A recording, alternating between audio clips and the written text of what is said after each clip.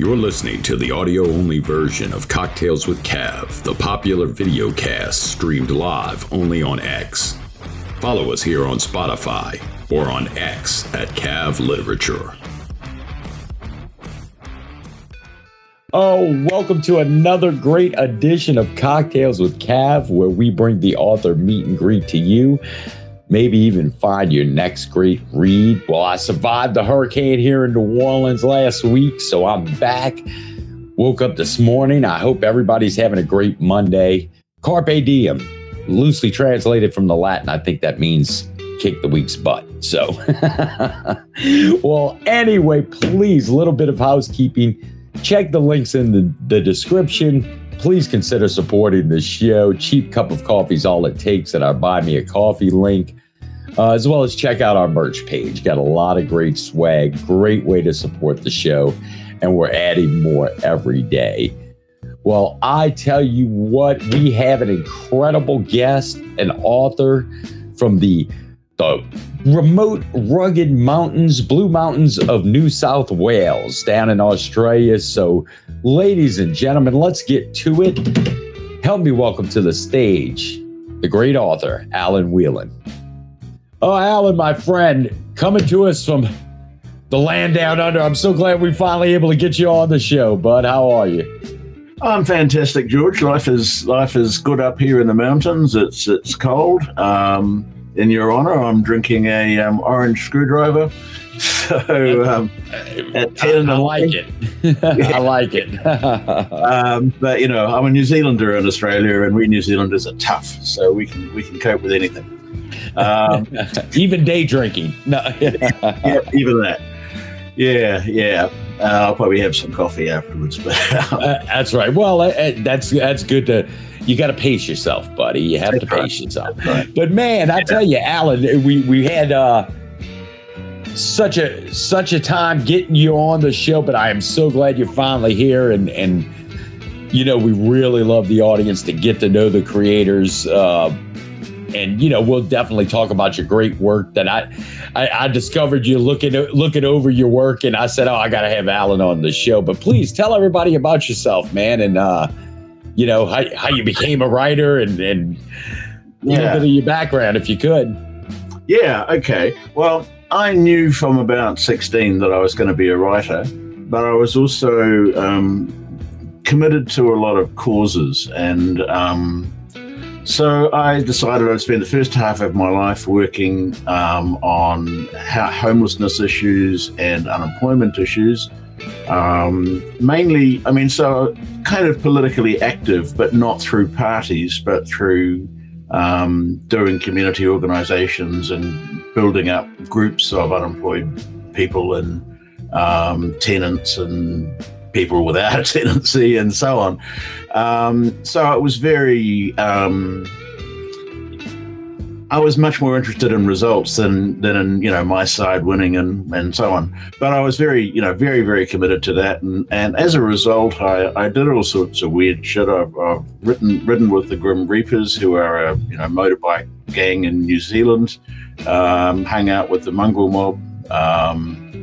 I've stayed in houses where the landlord was going to get heavies to throw the tenants out, and you know, there's guys coming at us with crowbars and baseball bats, and we're sitting inside with baseball bats. Wow. That was exciting. That was living.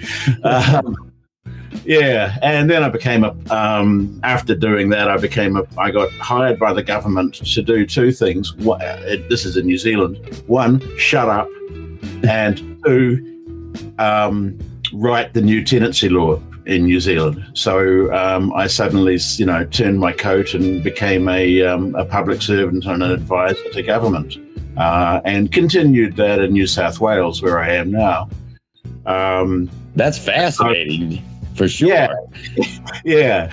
And then, time passes, and I thought I better get started on part two of my life. And I was actually writing a book while I was while I was doing, policy advice for government and so on. But, basically you find you can't you can't do two intellectual jobs at once. Really, you come home exhausted, and your writing isn't very good. So in the end, I took redundancy when it turned up, and paid off my house and settled down to write. And kind of shortly after that happened, COVID, moved in, and everyone was shut down and shut in, and to some extent shut up. And I decided, right, my project now is to write something that people can read in a hard time, that is actually, kind of positive about people, and that people under stress don't necessarily behave badly, because that's my observation of life. People actually mostly try and look after each other and do their best. So I have a fairly optimistic worldview. It seems it. Right. But you can make a difference. I already know for a fact that you can make a difference, and people just need to be committed to that. And to some extent, that's a theme in every book I've written. That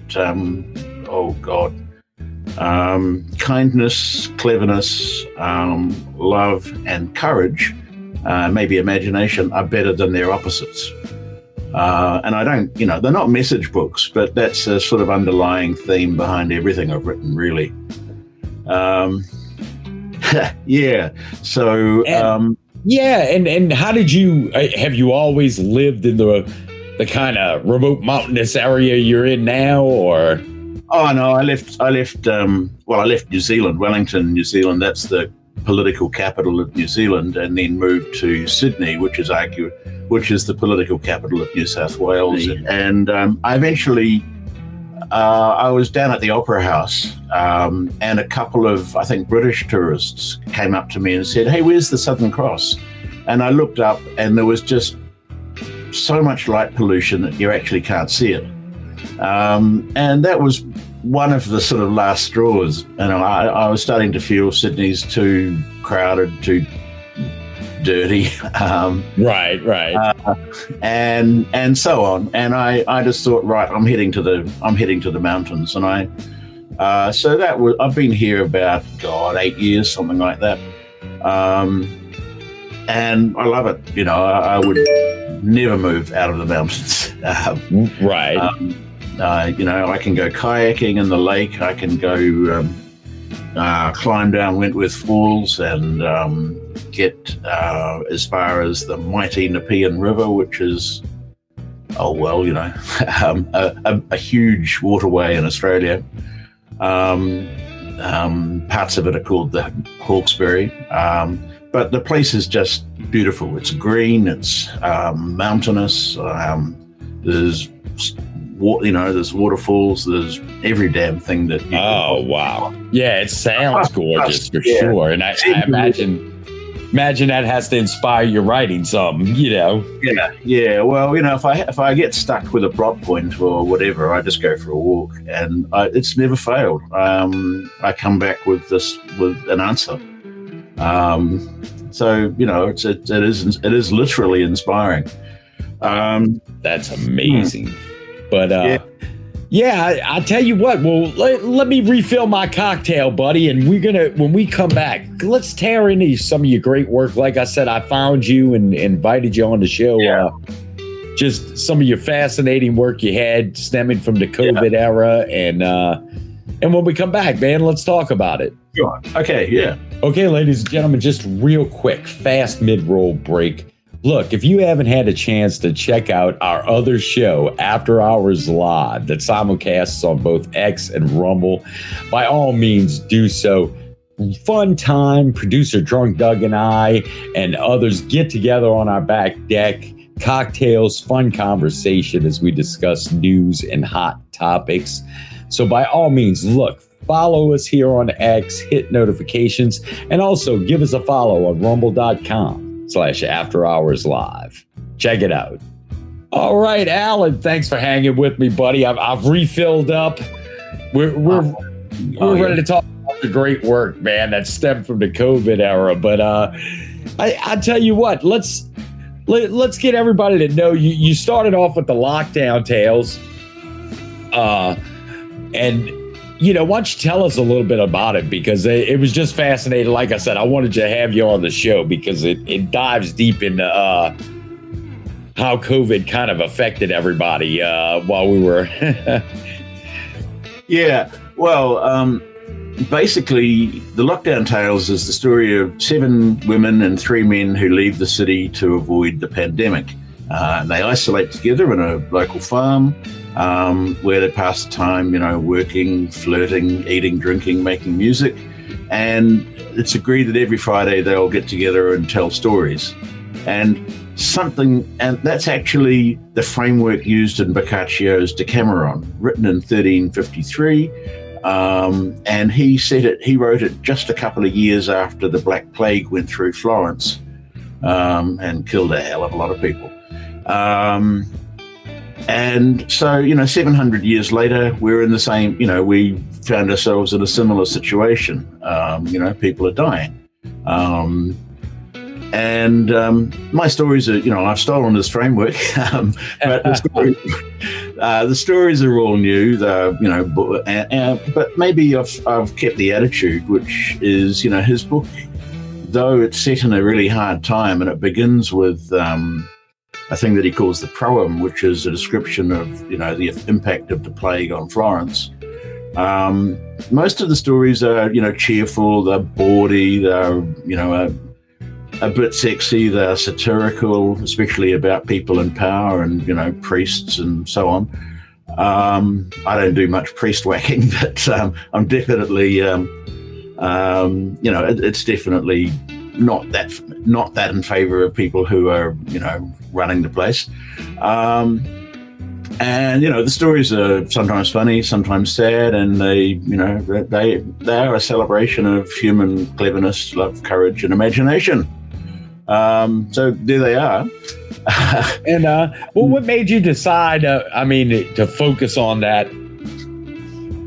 Well, I started writing it in March 2020, when it was obvious that for the foreseeable future, I'd be spending a lot of time shut down and shut in.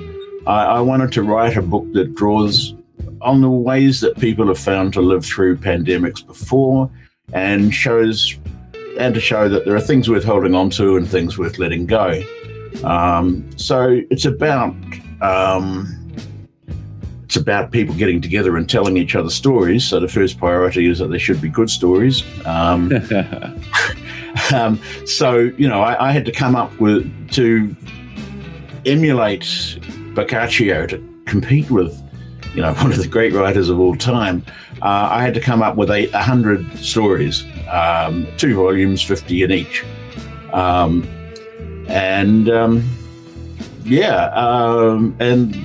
they're, there's stories like the one where Bertrand Russell meets the ghost of Lao Tse at a Chinese customs post. Most of them are in a realist framework, but realism is not the same as despair. You can say, okay, things are tough, but you can also say, and people are coping, mostly, and people are looking out for each other, mostly. So it was written sort of as a kind of a gift to everyone else. I mean, that sounds arrogant, but basically it was written for other people who are shut down and shut in, and to give them something to read, and 2, to talk directly about the situation that they're in, and show, and just demonstrate how, sad things happen, but also good things happen, even in hard times.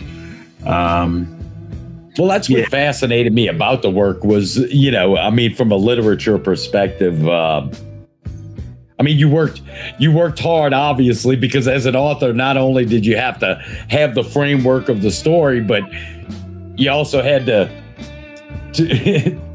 make up the stories that they were telling, the tales that they were telling, and so have that juxtaposition between what they're feeling, what they're thinking, you know, and what everybody was going through. So I just found it very, very fascinating for sure. Yeah. Well, it's an interesting thing. I mean, the characters in a way helped create their stories, because you're thinking, because there's a theme for each day's stories, like, you know, love, disobedience, escape, and so on, deceit. So each day's stories has a theme, and so you've got 10 characters who are telling stories, and you think, what would that particular person want to say, want to tell, you know, on that theme, and that actually helped helped come up with the stories. You know, basically, I'd go for a walk in the bush, we call it in Australia. You'd call it forest, I guess. And I forgot to mention 7 of the world's 10 deadliest animals live around here. Oh, nice. So you wear, mostly snakes. You wear boots when you go for a walk, but that's life. I used to be phobic about snakes, and since living up here, I've just relaxed about it. You know, they're there, I'm here. We don't really want to meet each other. Right. So you're not silly. You're not gonna get bitten. Anyway, yeah. But I'd go for a walk, and I'd come back with a story, and then start writing it. So that's amazing. Sure. Yeah. And then you, and once you, when you finished that work, what did you do to get it out there and start? I mean, because obviously we're talking about the timeliness of COVID and the lockdowns all during that period and stuff. What do you know? Yeah, what did you consider your plan for it? You know.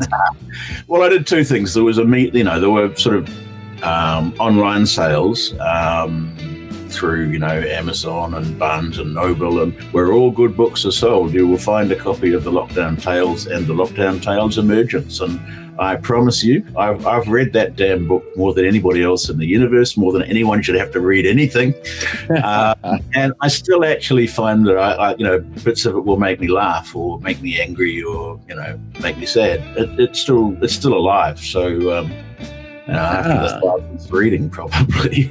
And you mentioned the Lockdown Tales-Emergence, which of course is, the second book in the.